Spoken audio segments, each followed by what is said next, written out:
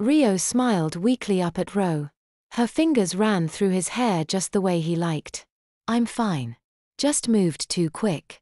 Even with this in dash, he held up his hand with the 4-line. It still hurts like a bitch. You don't look so good. I'll go get a nurse. Her fingers trailed down the side of his pretty face, brushing over his soft cheek. Her grey eyes probed him, searching for indicators he was downplaying the amount of pain he was in. Don't. Really. I'm fine. Promise. At that word, he bit his lip and dropped his eyes as he remembered the wedge between them. The promise Ro refused to make. The pain had shoved his worry and emotional turmoil aside. Now it was back, but this time he had Ro's attention. Baby, what hurts?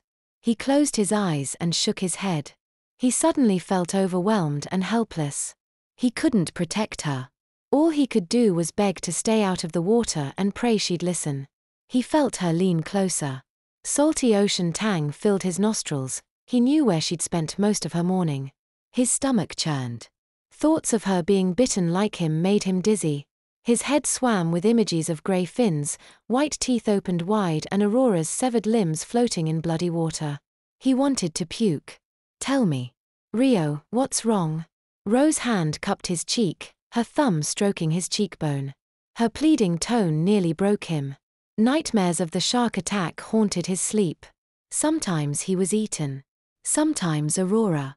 The vivid images and emotions bled into his waking hours, filling him with dread. He'd told her about them numerous times, but she just brushed them aside as emotional trauma. Just like the doctors. He still couldn't shake those feelings, even if his headstrong wife refused to listen. He took a deep breath and opened his eyes. He stared down at his blanket-covered stump. Below his left knee, the blanket lay flat on the mattress. He had to protect Ro, even from herself. She would only continue to ignore and avoid the subject if he tried to talk to her again. He knew she planned to go abalone hunting in shark-infested waters, which was why he was so desperate to get her to promise him not to do it. He wanted her to tell him about her plans. She just countered with no, I'm not thinking about it, then changed the subject or ignored him. Rio. Talk to me, baby.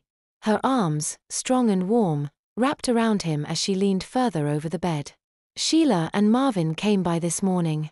Sheila got a new boat. She named it after her father.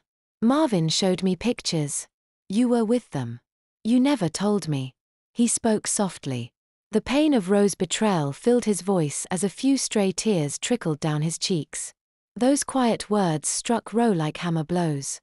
He felt her stiffen as she realized the truth. He knew everything she'd tried to keep hidden from him. Marvin had spilled the beans. Sheila had asked Ro to be her diver for abalone season. Ro hadn't answered, but she was seriously considering it. Leaning towards yes. She refused to discuss any of it with Rio. Rio knew in her mind the matter was already settled. Not up for discussion. She'd been diving for years, of course she'd do it again. He never objected before because he'd brushed aside the dangers. Now reality had bitten him in the leg and woke him up.